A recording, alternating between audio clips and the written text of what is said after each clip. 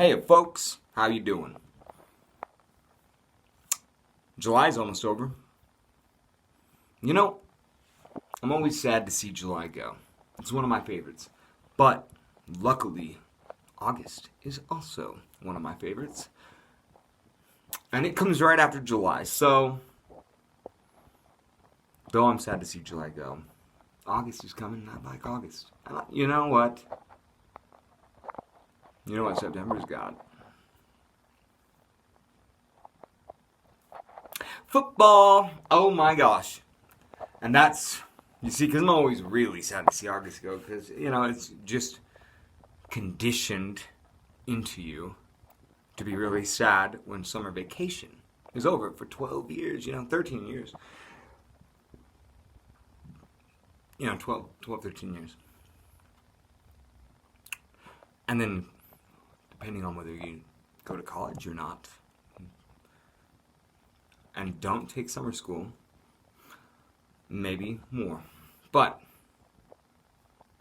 how many years doesn't matter. It doesn't matter. The point is, it's ingrained in all of us. It's like, oh, end of August, September means school is starting, but I haven't been in school for years. The only thing I'm dreading is when it starts getting bitterly, bitterly cold again. Because though it's been really, really hot lately, I work outside mostly, but just sort of inside. It's like I'm in a building, but then half of it's like kind of open, sort of. I'm really describing this well. Okay, I've got an opening in my building, a big kind of like a picture of the window you'd have in the concession stand at a ball game, like a high school ball game or younger even, one where it's not like in the stadium. Okay, it's like in a trailer, like a taco bus sort of, right? You get what I'm saying. Window like that, but it's in a building. It's called the picking shed, where I pick out the pieces of wood that must go to a different pile. Okay, that's what I do. Part of it's outside, but I got those little plastic flappies like you got in grocery stores, to keep it cool in the back or wherever. And that's actually to keep the really, really, really cold air out. Because we do it every day, it's -5. Well, if we can get the machine started, we'll go. That's all it depends on. Sometimes when it's that cold, we got this shaker table. It goes, it's got a lot of moving parts. It's like, centrifugal force. Or maybe the other one. Centrifugal and the other one they use on, test tubes. But it's big, okay? So it's much more powerful. And when it's like -5, it doesn't want to move quite right. Which I can understand, because when it's -5, I don't want to move quite right. You know what I'm saying? Shit. 3 minutes and 45 seconds into this, and I haven't even hit the main topic. Is it too long of an intro, maybe? Or maybe it's just right. I think a podcast and 15 minutes is a short one. So think of this like a podcast. Anyways, main topic was I'm gonna touch on it's the main topic. Donald Trump. Okay, Donald Trump. Shit, right? Okay, but I want to put my spin on it because I've been kind of watching. I've been trying to watch it from I've been really trying to keep it neutral stance. Just watch it. See, I want to see, and I don't watch a ton of the news actually, but when I do, I try to watch all of them because they all spin it in ways that seem to suggest almost like an agenda, but that's not the main point. The main point is watching people and their opinion on Donald Trump. It's what is amazing to me. What is truly amazing to me is there's two separate camps.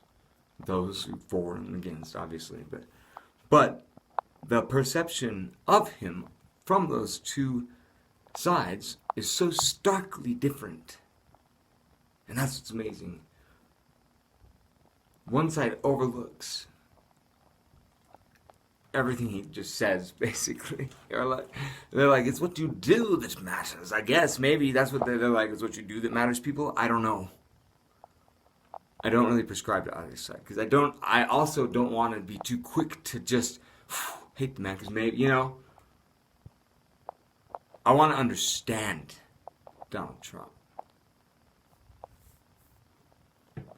Say what you will about him, but he managed to become president.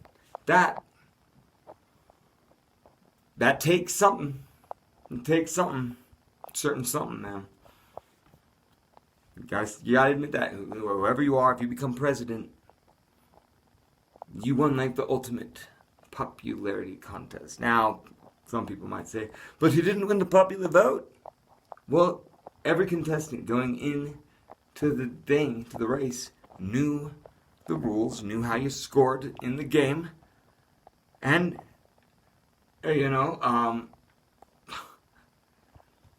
enacted their strategy accordingly. And Donald Trump,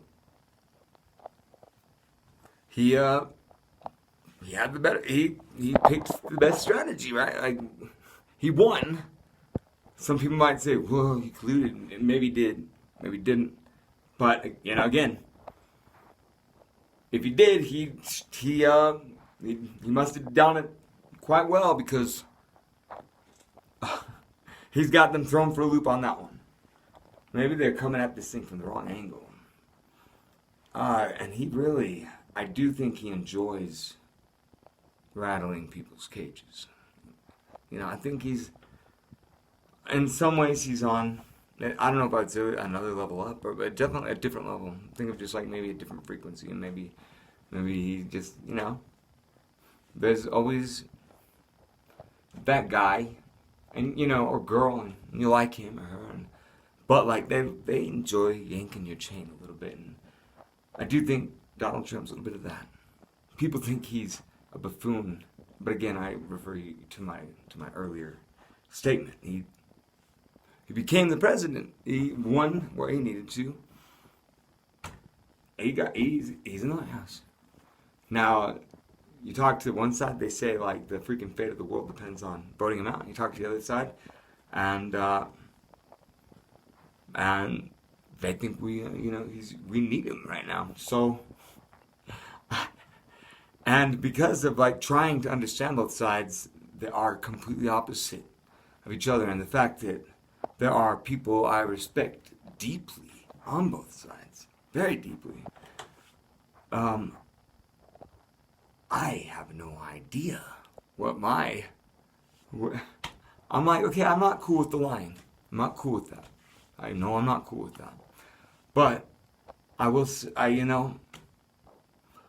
but I don't know what his real strategy is, what he's trying to do. I don't know, people think, you can't just assume somebody's up to evil. You can't just assume that. It's not fair. It's not fair. But you also, at the same time, and here's the dilemma, if there's something going on, you can't not act. But what gives me comfort is I do believe there's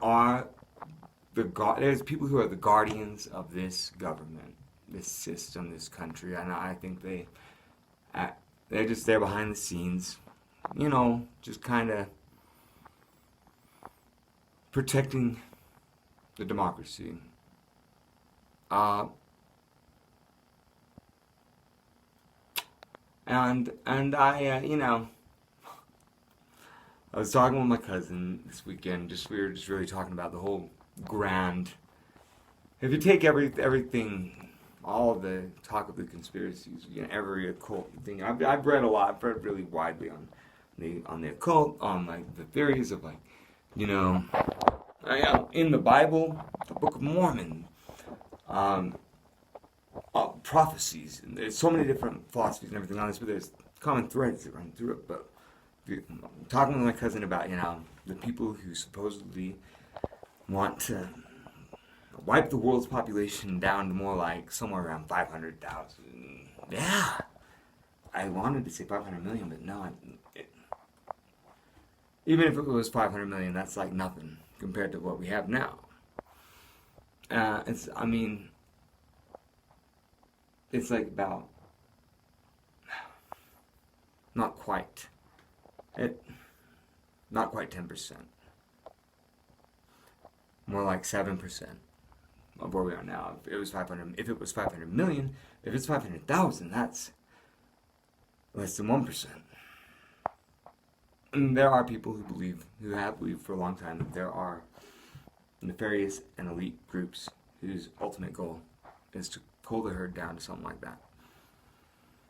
That we've way overpopulated. All I can say is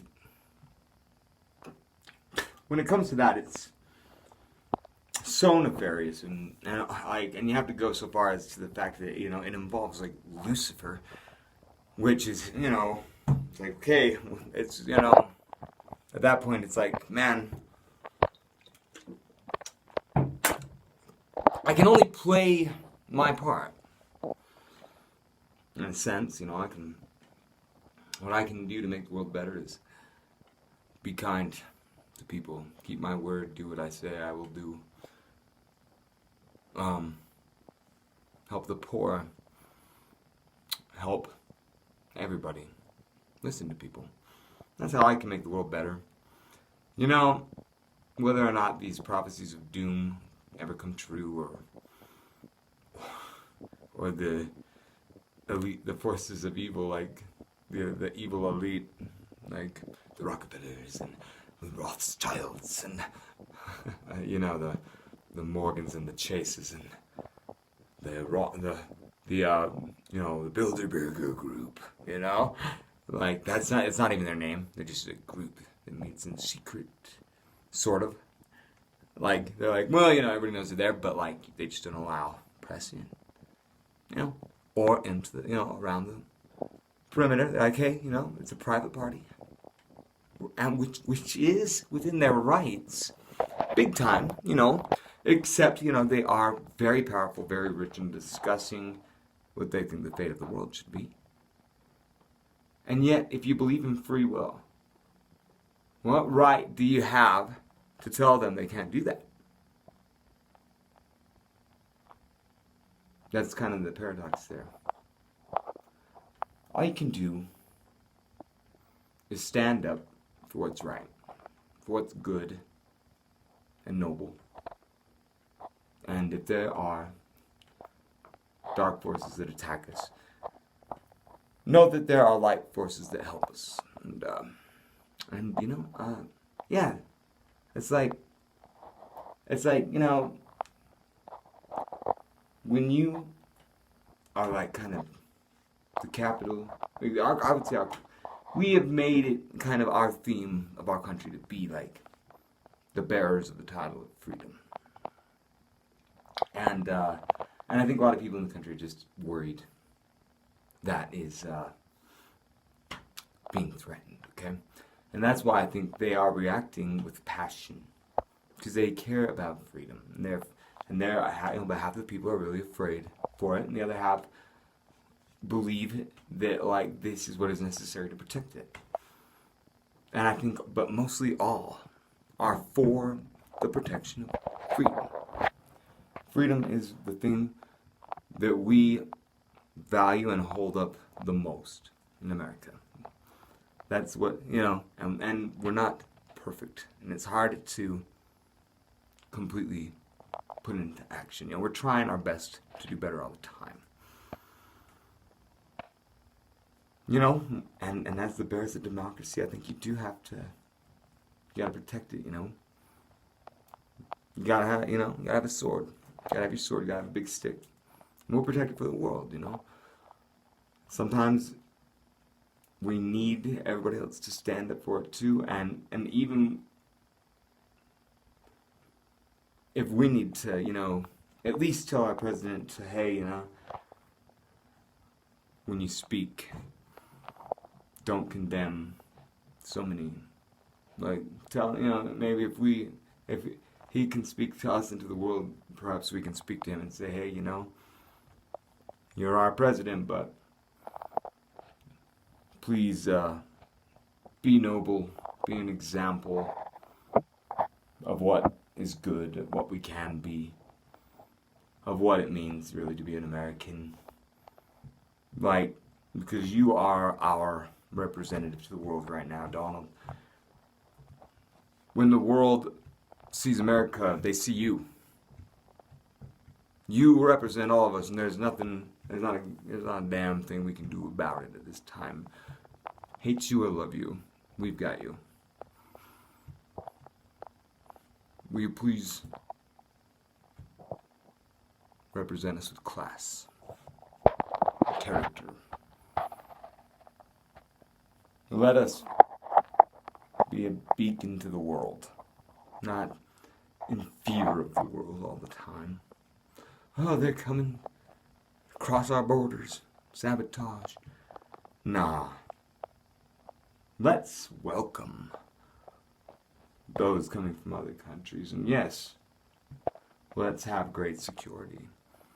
Let's not take our nation's security lightly. Ever. No, that's not what I'm saying. But if somebody checks out, let's give them a chance. Everybody's not a spy. Everybody's not a drug mule. Everybody's not an illegal.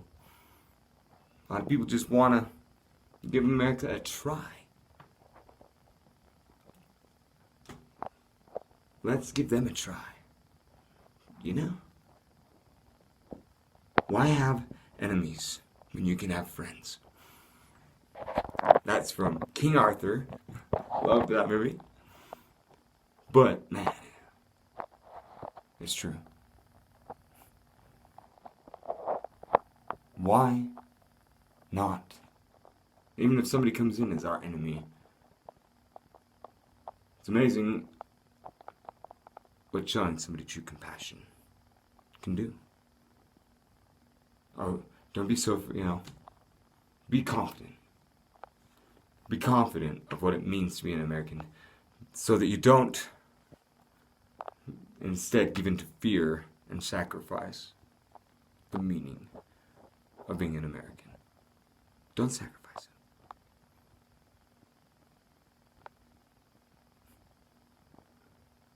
Sometimes, you gotta, have faith in what it means. And not overreact, not think you gotta, don't get paranoid. Believe in people. Believe in each other.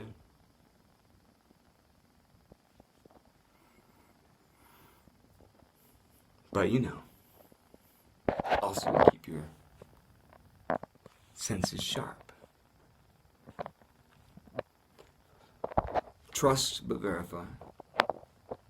And, it's okay to still carry a big stick. This world is still, after all, the jungle. Alright. Thanks for watching, guys. If you made it this far, I appreciate you. Please feel free to subscribe and or like. And have a great night. Or day. Whenever you're watching this, Because it's not live. Anyways, bye guys.